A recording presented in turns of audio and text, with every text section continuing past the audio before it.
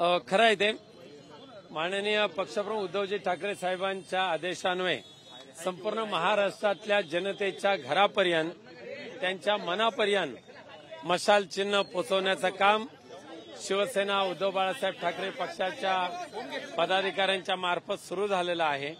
आणि आज आमचे सहसंपर्क प्रमुख विजयराव देवणे, आमचे उपनेते संजयराव पवार, आमचे शहर प्रमुख रविकिरण इंगोले, आमचे आमदार उल्हासदादा पाटील आणि युवा सेनेचे पदाधिकारी मंजित माने, जिल्हाधिकारी आणि महिला पदाधिकारी या सगळ्यांच्या माध्यमातून आज या ठिकाणी मशाल चिन्ह उभं केलेलं आहे, मशाल उभी केलेली आहे आणि जगदंबेच्या उत्सवाचा निमित्त साधून ही मशाल पुढचे दसऱ्यापर्यंत इथे तेवत राहील आणि नक्कीच त्या ज्योतीने सगळ्या प्रत्येकाच्या मनामनामध्ये घराघरामध्ये मशाल हे पोचण्याचं काम होईल।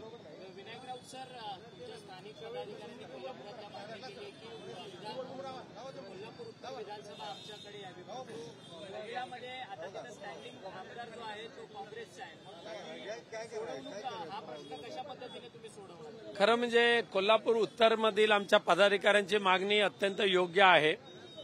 मागच्या अनेक वर्षापासून उत्तरमध्ये माननीय पक्षप्रमुख उद्धवजी ठाकरे साहेबांच्या नेतृत्वाखाली आपला आमदार निवडून आलेला आहे।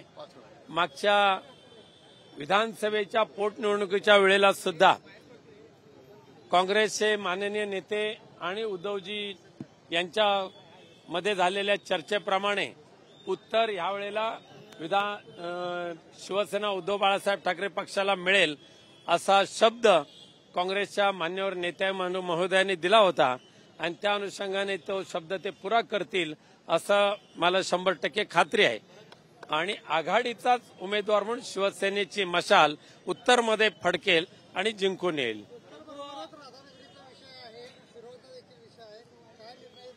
राधानगरी, कोल्हापूर उत्तर, शिरोळ, त्याचबरोबर शाहूवाडी ह्या मतदारसंघावर शिवसेना उद्धव बाळासाहेब ठाकरे या पक्षाचा हक्क आहे आणि तो हक्क मिळावा ही मागणी आमचे मान्यवर नेते मंडळी तिथे करतायत।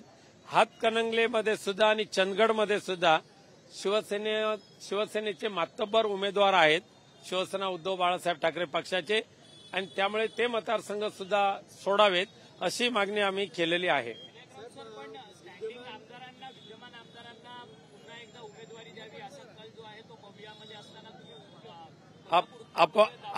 अपवादात्मक परिस्थितीमध्ये तसा बदल लोकसभेच्या निवडणुकीच्या वेळेला झाला होता। कोल्हापुरी शिवसेनेची जागा होती, अमरावती शिवसेनेची जागा होती, रामटेक शिवसेनेची जागा होती, ती आम्ही काँग्रेसला दिली। विधानसभेमध्ये सुद्धा तशा पद्धतीचे अपवादात्मक बदल करायला काय हरकत नाही।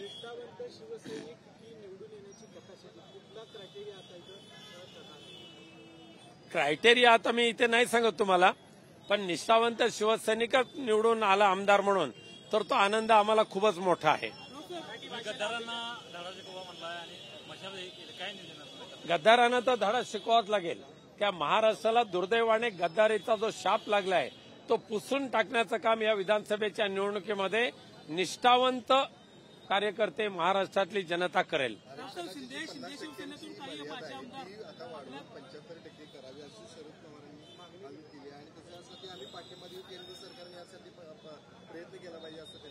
शरद पवार साहेबांची मागणी योग्य आहे असं आमचं सर्वांचं मत आहे। आम्ही सुद्धा लोकसभेमध्ये संसदेमध्ये असताना आत्ताची मर्यादेची जी संख्या आहे ती टक्केवारी वाढवा ही मागणी केलेली आहे। तो पूर्ण अधिकार संसदेचा आहे। देशातल्या अनेक राज्यातल्या अनेक जातींना आरक्षणाचा फायदा मिळावा म्हणून संसदेच्या प्रत्येक अधिवेशनामध्ये बिले येतात, परंतु महाराष्ट्रातला मराठा समाज असेल, धनगर समाज असेल, अन्य आरक्षणासाठी जे लोक रस्त्यावर उतरतात त्यांचा प्रश्न असेल, यांच्याबाबत मुळीच आस्था केंद्र सरकार दाखवत नाही म्हणून महाराष्ट्र पेटतोय। आता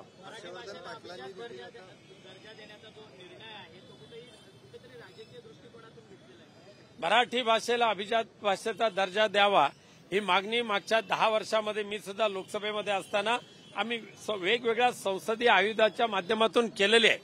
माझ्यासहित अनेक शिवसेनेच्या आणि अन्य सुद्धा महाराष्ट्रातल्या खासदारांनी ही मागणी लावून धरलेली आहे. इतर सगळ्या भाषांना मात्र ताबडतोब न्याय मिळत होता आणि मराठी भाषेला न्याय मिळण्यासाठी वर्षानुवर्ष घालवावी लागली, हे दुर्दैव आहे.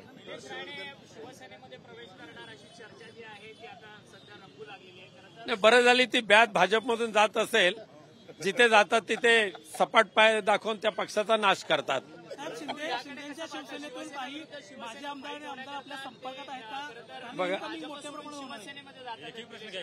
बघा, गद्दारी केलेल्या कोणत्याही आमदार खासदाराला शिवसेना उद्धव बाळासाहेब ठाकरे पक्षाचे दरवाजे उघडले जाणार नाहीत, हे यापूर्वीच पक्षप्रमुख उद्धवजी ठाकरे साहेबांनी कबूल केलेलं आहे, स्पष्ट केलेलं आहे.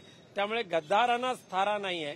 निष्ठावंतांच्या जोरावर आणि त्यांच्या ताकदीवर पुन्हा एकदा मशाल महाराष्ट्रामध्ये पेटेल अशी खात्री आहे.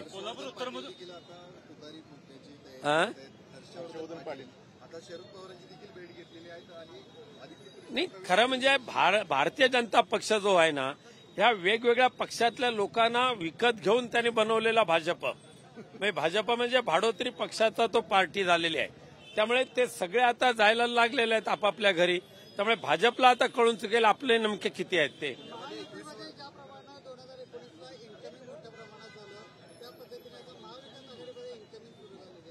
महाविकास आघाडीमध्ये इन्कमिंग आहेत, पण शिवसेना उद्धव बाळासाहेब ठाकरे या पक्षामध्ये सुद्धा खूप मोठ्या प्रमाणात इन्कमिंग आहे, पण गद्दारांना इन्कमिंग कायमची बंद.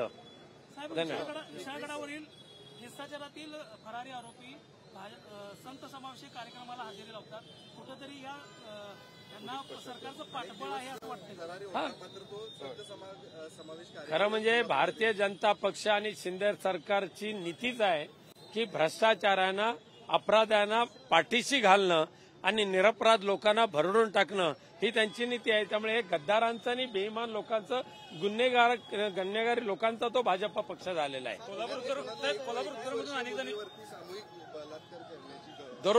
दररोज वर्तमानपत्र उघडा, दररोज टीव्ही चॅनल चालू करा. शाळकरी विद्यार्थिनीवर लैंगिक अत्याचार आणि हत्या, महिलांवर लैंगिक अत्याचार आणि हत्या, परंतु आरोपी मोकाट सुटलेले आहेत.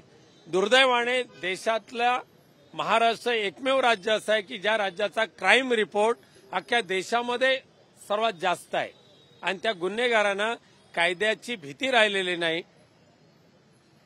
न्यायालयातून न्याय कधी मिळेल याच्याबाबत ते बेफिकीर राहिलेले आहेत आणि गुन्हेगारांना संरक्षण देणारच सरकार महाराष्ट्रामध्ये असल्यामुळे गुन्हेगारी वाढलेली आहे.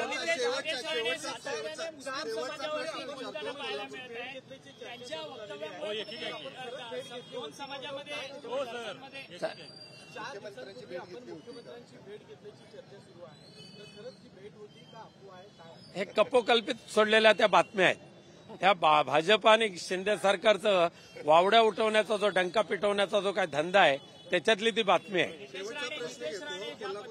दोन धर्मांमध्ये वाद लावण्याचा प्रयत्न करतात, त्याबद्दल तुम्हाला तुमचं मत काय? आणि सातत्याने शिवराळ भाषा त्यांच्याकडनं वापर. बघा, नितेश राणे, निलेश राणे आणि नारायण राणे, एक विकृती हा शब्द त्या तिघांना लागू होतो. आणि म्हणजे केंद्रीय मंत्री आणि खासदार राहिलेला माणूस घराघरामध्ये घुसून ठार मारेन असं ज्या वेळेला भाषा करतो आणि त्या कायद्याने त्याच्यावर कोणती कारवाई होत नाही, त्यावेळेला ह्या महाराष्ट्रामध्ये आणि कोकणामध्ये अनेक नितेश राणे, निलेश राणे, नारायण राणे जरी निर्माण झाले तर तो कोकण सुविचारी आहे. एकदा चूक झाली तर दुसऱ्या वेळेला मात्र या अशा अविचाराला गाडून ते नक्की टाकतील.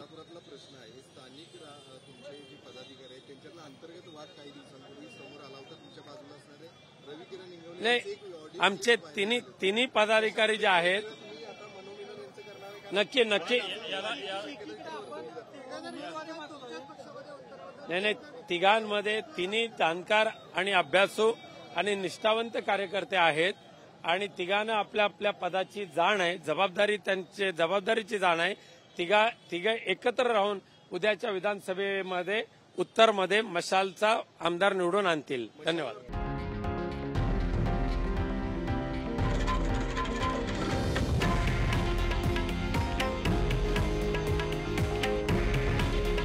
हे आहे देशातील नंबर 1 न्यूज नेटवर्क आणि आपण पाहत आहात TV9 मराठी. काळजी तुमची, हित महाराष्ट्राचं.